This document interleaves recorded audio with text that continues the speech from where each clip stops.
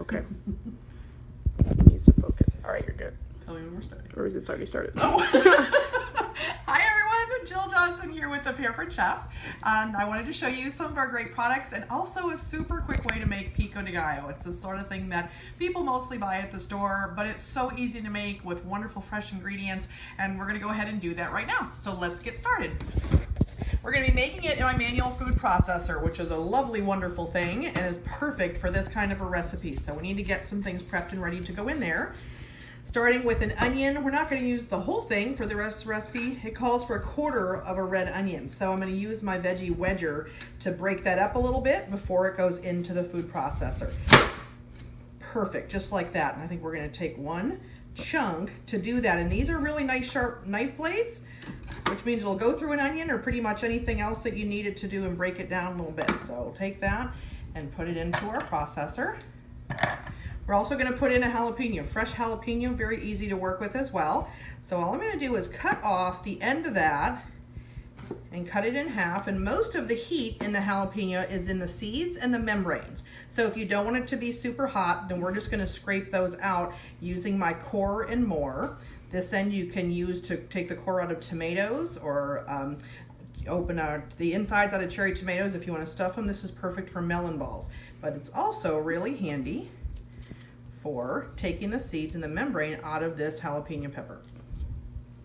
So we're going to take that and just scrape it out. Also perfect for taking the hulls off of strawberries. In fact, that's probably what we use this mostly for, especially this time of year when the fresh strawberries are starting to come in. So you can take the tops off of those without losing a lot of the berry. Okay, so we've got that in there. We want to add some garlic with my lovely garlic press. Take your cloves of garlic, 2 cloves in this case, and you don't even have to peel them. Leave the peel on there, just drop it right in and come back and press that. You see how it shoots all of that wonderful fresh garlic into your pico de gallo, and fresh is going to give you the best possible flavor. So we're going to pull that peel out, and look at that. That is just the peel. We haven't lost any of the good garlic clove, but it's also not a mess, and it's not all over your hands and leaving you smelling like garlic for the rest of the day. Okay, we've got our fresh garlic in there. We've got onion and jalapeno. Next up, lime. Again, fresh is awesome, so let's find a way to make fresh easy. And that's what our citrus press does. So we're gonna take that citrus press, lay it in here. Now, if you had a larger thing, like a lemon that was a little too big to go in here with the cut side down, you could put that with the cut side up, and then when you squeeze it, just turn it sideways. But since this is small enough, we're going to put the cut side down where the holes are and just squeeze it in and get all of that awesome lemon or lime juice into our pico as well. Ta-da! Look at that. That has squeezed all of the juice out of there, and fresh lime juice is wonderful. It also makes your house smell really good, like you just cleaned. So that's a nice plus to using fresh juices as well. Okay, set that over here, and I think that's it for what we're going to start with. Come on here and, oh, a little bit of salt. Let's do that. I've got some salt using one of my measuring spoons. These are adjustable. That goes from 1/8 of a teaspoon up to a teaspoon, and then the partner that comes with it goes from a teaspoon to a tablespoon. So we want 1/2 teaspoon of salt. So we're going to add that in here.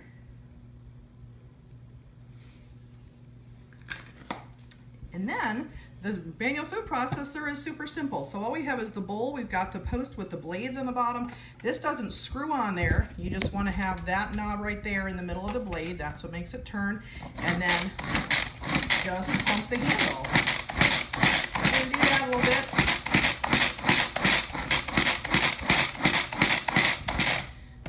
till it's chopped up pretty well. We'll take a peek there. And then we're going to come back over here and get some tomatoes. And we're going to put about 1/2 of the tomatoes in to start.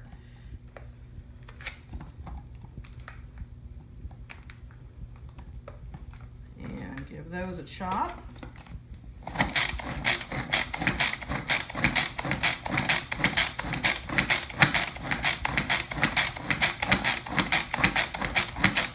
And some of that depends how big of chunks you want in your food too.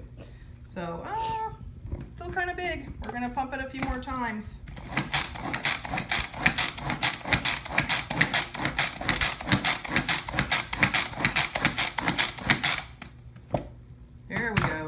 getting them chopping up. Let's add the rest of the tomatoes to that.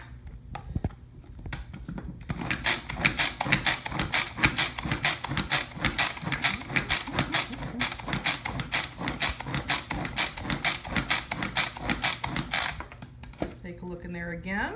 It's coming along, but not quite there. We're just gonna scrape down the edges a little bit and get that all arranged nicely and give it a few more puffs.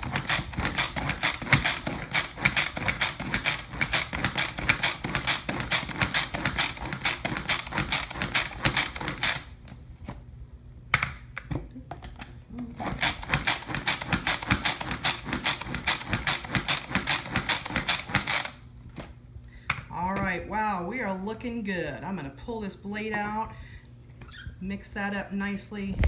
Take a look at our pico. That's gonna be super fresh with some chips, or you can put that on top of some grilled salmon or chicken, anything like that that you wanna do. And if you don't use it all and you wanna save it for later, it comes with a lid that you can snap on there and go ahead and put it in the fridge. Thanks so much, you guys. I'll see you soon. Bye-bye.